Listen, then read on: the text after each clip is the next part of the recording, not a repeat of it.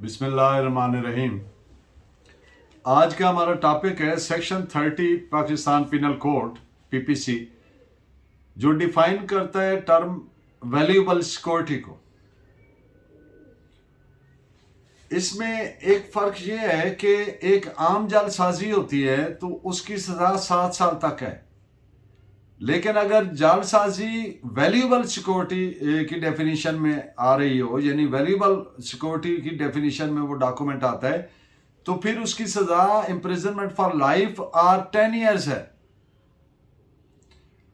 इसलिए इसको proper sense में समझना बहुत ज़रूरी है। और आम जालसाजी के केसेस में 468 लगता है, लेकिन अगर वैल्यूएबल सिक्योरिटी की डेफिनेशन में आ रहा हो वो जालसाजी वाला डॉक्यूमेंट, तो फिर 467 उस पर लगता है PPC.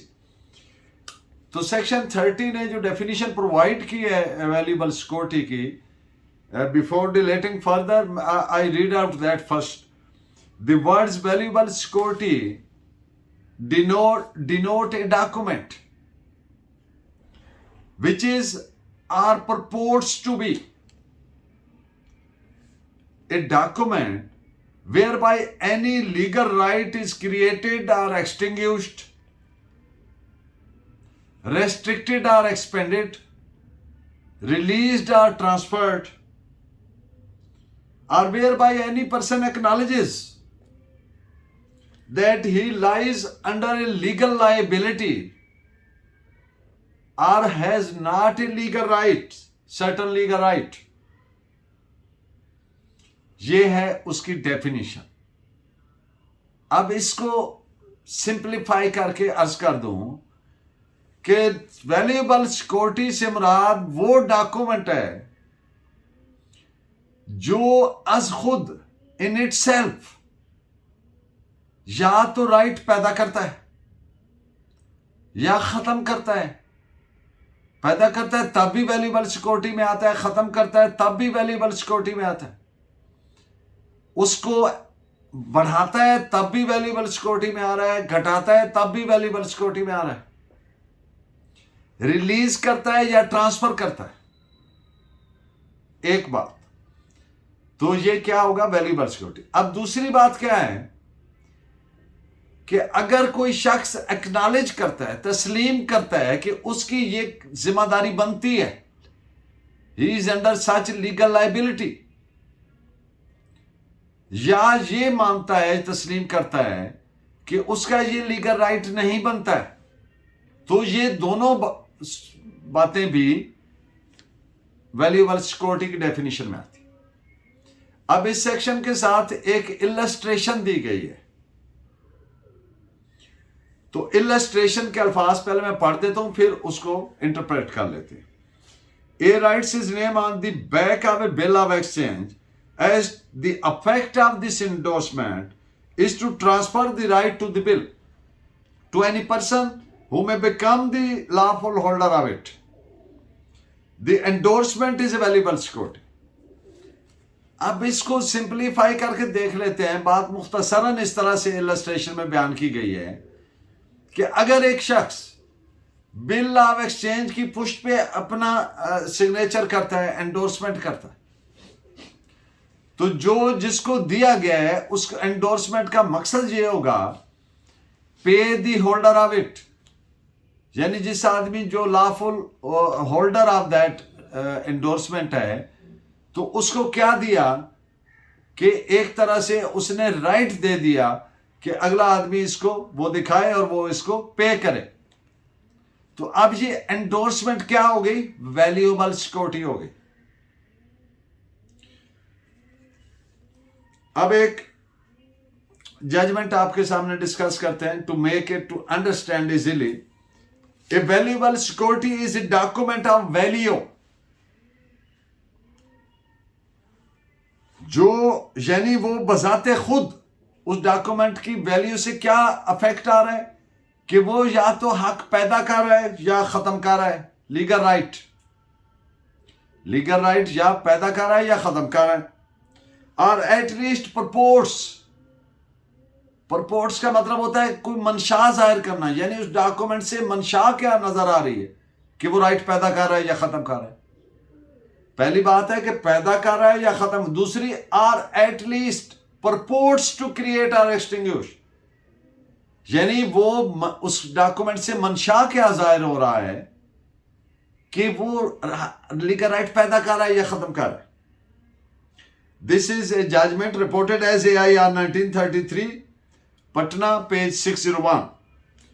The hallmark of valuable security is that it creates extinguished a legal right or liability and does not merely serve as an evidence of such right.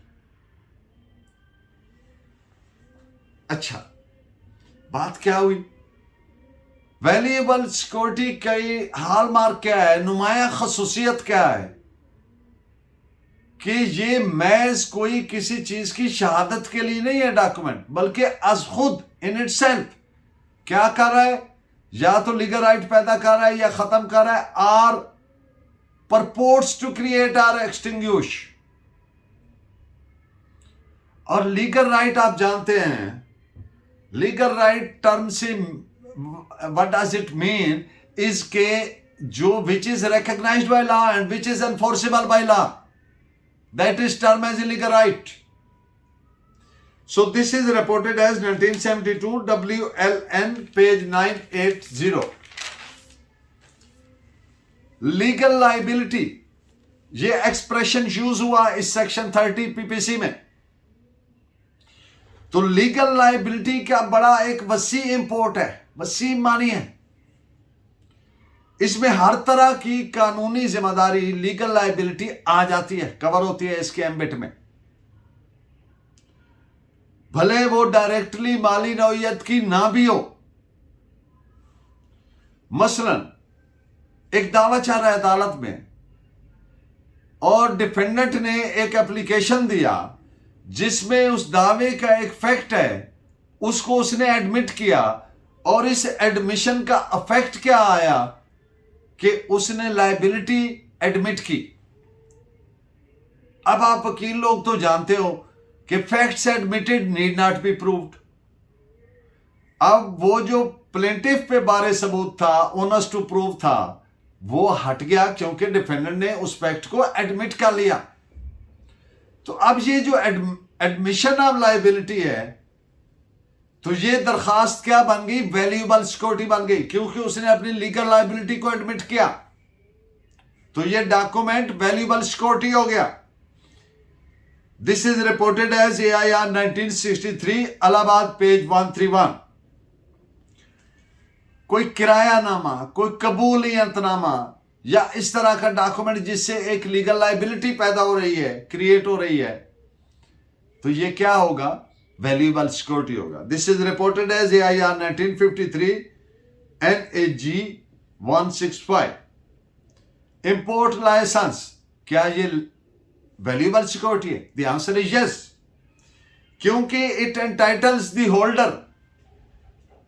जो एक लाइसेंस इंपोर्ट का रख रहा है, तो उस आदमी को ये लाइसेंस एंटाइटल कर रहा है किस चीज के लिए, कि वो इंपोर्ट कर सके, दरामद कर सके चीजों को पाकिस्तान के अंदर। तो इसलिए it is a valuable security. This is reported as AIR 1955 Bombay page 82। Passport, whether it is a valuable security or not, the answer is yes, because it is creating a legal right, hence it is a valuable security. तो इस पे आप judgement note करें, AIR 1968 Madras page 349। अब एक आदमी की assessment की अथॉरिटीज ने, और उन्होंने कहा कि ये इसके एसेट्स हैं और ये इसकी लायबिलिटी बनती है, इस हद तक इसने टैक्स देना है। अब ये जो असेसमेंट ऑर्डर है, ये वैल्यूएबल सिक्योरिटी है कि नहीं? The answer is yes, it is a valuable security.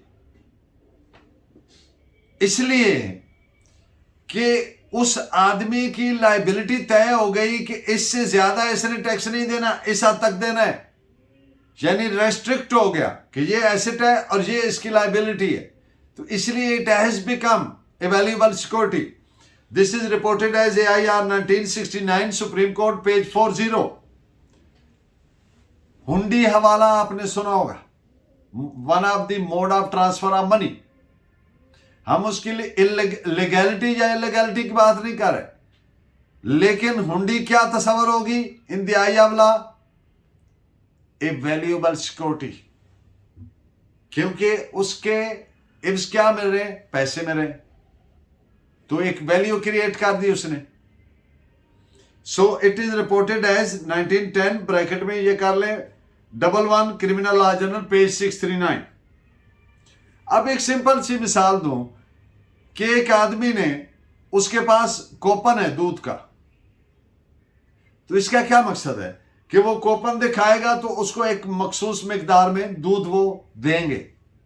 तो अब ये कूपन क्या है? ये वैल्यूएबल सिक्योरिटी है।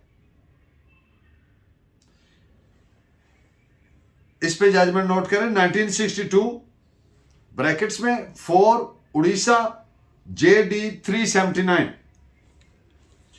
अब एक और सूरत-ए-हाल आपके सामने रखता हूं। एक डिक्लेरेशन में यह स्टिपुलेट हो गया, तय हो गया कि जो प्रपोजर है, प्रपोजल जो थी वो इंश्योरेंस कंपनी ने कबूल की, और प्रपोजर ने यह तय हुआ कि अगर पॉलिसी ना ली तो प्रपोजर कंपनी को जो इनिशियल एक्सपेंसेस हैं वो अदा करने का पाबंद होगा। यह तय हो गया फ्री कैन में।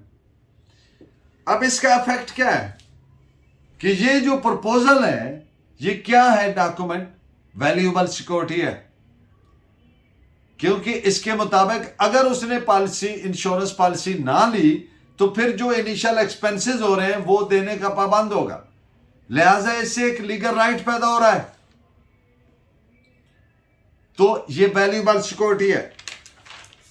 इस पे आप जजमेंट नोट करें 1961 two criminal law journal 98। Power of attorney दो तरह के होते हैं, आप जानते हैं। एक स्पेशल पावर ऑफ अटॉर्नी होता है, एक जनरल पावर ऑफ अटॉर्नी होता है। तो इसके जरिए जो प्रिंसिपल है वो अपने एजेंट को क्या कहता है? एक मखसूस काम करने का इख्तियार तफवीज करता है, अपनी पावर डेलीगेट करता है।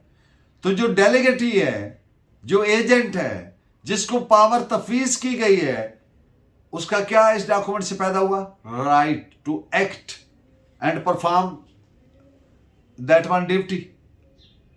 तो इसलिए ये डॉक्यूमेंट क्या हो गया? ये वैल्यूएबल सिक्योरिटी हो गया।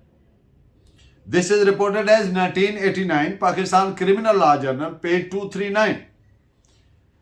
अब इससे मिलता जुलता एक केस मैं आपके सामने रखता हूं ताकि कंफ्यूजन ना हो। वकालतनामा, क्या ये वैल्यूएबल सिक्योरिटी है? The answer is no. क्यों? इसलिए कि क्लाइंट ने कौंसल को एंगेज किया, वकालतनामे पे साइन किया, तो ये क्या एंगेजमेंट है कि उसके केस को कानून के पैरामीटर के मुताबिक कोर्ट को असिस्ट करे, यानी सर्विसेज रेंडर करे। जैसे तो इससे कोई राइट पैदा नहीं हुआ, एक अथॉरिटी है, राइट पैदा नहीं हुआ। तो इसलिए ये डिसरने वाला है, इसको उससे अलग समझा जाए, तो ये वैल्यूएबल सिक्योरिटी की डेफिनेशन में नहीं आता। This is reported as 22 DLR page 709। Statement of account signed by the debtor. अब उसमें मोर वगैरह नहीं है और बाकी फॉर्मेलिटीज नहीं है, यानी वो लीगल एविडेंस, लीगल क्लेम के लिए यूज भले नहीं भी हो सकती तो भी वैल्यूएबल सिक्योरिटी है। किस लिए? कि जो डेटर है उसने उसको साइन किया है और अपनी लायबिलिटी को एक्नॉलेज किया है। तो when a person acknowledges his legal liability, तो वो डॉक्यूमेंट क्या हो गया? वैल्यूएबल सिक्योरिटी में हो गया। This is reported as 1889 ILR 12 Madras page 148. And in the end of today's lecture, divorce deed यानी तलाकनामा, क्या ये वैल्यूएबल सिक्योरिटी में आता है? The answer is yes. Why? What is the reason?